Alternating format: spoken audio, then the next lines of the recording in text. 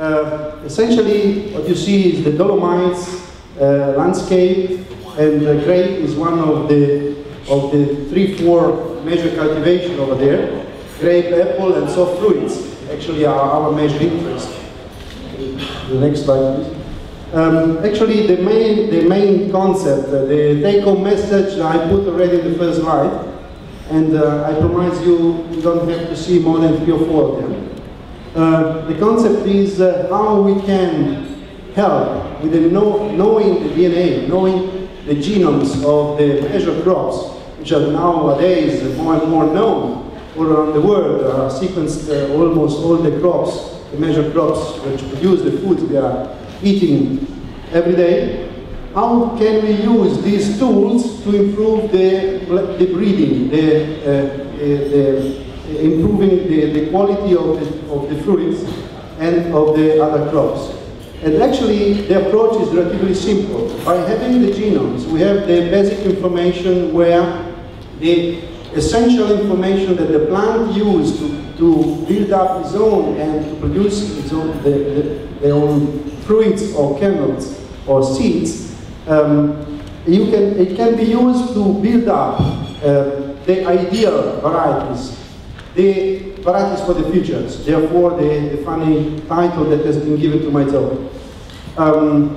What we can do is to associate, what we do normally is to associate the phenotype, the traits that you're interested in, let's say the color, rather than the content in vitamins or some other trait that is particularly important for the fruits or for the other crop products, like the seeds, and collect them all together by doing the normal breeding, the normal work that the bees, the insects does, bringing pollen on the flower.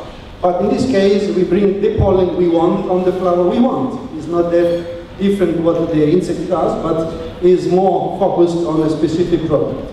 And putting together the traits of the different varieties, which are combined in a different way, we can rebuild the ideal varieties of the future. You may say why you need the genome and why you need to do this work that has been done by the human being since 11,000 years. Well, until a few tens of years ago, maybe even less, we were doing it blind, just randomly. And taken by the work of the people working in the fields, by their own will to produce something new. But unfortunately, through few hundreds of new plants, the possibility, the percentages of really interesting things were very few. And for instance, maybe not all of you know that the wine you're drinking from with the first dishes was Pinot, which has been actually produced 2,000 years ago by the Romans. And since then, has never been changed. So I guess that although it's a very good wine, that likely our institute produced, but it is something that may be renewed, especially regarding the resistances to fungi and to other pathogens that the plants offer, and we are forced to use quite a lot of anti-phytogams and pesticides. So as you can imagine, if you look at the cultivated grape to produce the wine that probably you have in your glasses in this moment, the plants are very susceptible to fungi, and they are totally devastated if we do not use a lot of pesticides. By the other side, the wild species, which are extremely bad in producing grapes, at least the quality is tasting is very bad, has natural resistances to these fungi because the co-evolution of your own pathogens. By combining the traits of the high quality and the resistance to fungi, we can produce, with the information we have through the genomes, we can produce in a much quicker way, much more speed than in the past, the ideal varieties which then combine many quality traits with resistance to fungi, to pathogens. As I told you, it's not that different with respect to apple. We have over 60,000 new varieties in the fields nearby San Michele. And this big work is the result of the pre-selection of even more and more varieties, hundreds of thousands of new genotypes, which have been discarded, eliminated much quicker than in the past. So what we are doing in the molecular breeding and the improvement of the varieties is to select, to discard most of them. Because what we are interested in are just few. In the tip of your fingers you can count the new varieties that will go to the market. So as many as we can eliminate in the grow chambers, in the greenhouses, the best is the result of our work. Last one. And as we said for the grape, for the apple is no different. To get the ideal apple we are eating every day, and we may eat even today, we have no chances to get this apple without this kind of problems, without treating them with pesticides, a lot of pesticides. What the people are more and more keen, more and more used to, is to have as less as pesticide as possible. This is only possible if you obtain something which has the highest quality as possible, but combined with the resistances of wild types, wild varieties, which have the resistance but have a very bad fruit. So, by means of the knowledges of genetics and genomics, we can speed up this process and we can obtain in the near future the ideal fruit, the ideal product, which will then on our tables without passing through the so-called bad experience of pesticides. I mean, tons and tons which are used in Europe and in North America especially. I guess that maybe the last one. Well, we lost, actually there was our cellar in the background, has been lost, but the major product is remaining, and I'm happy that we have a chance to taste it. Thank you.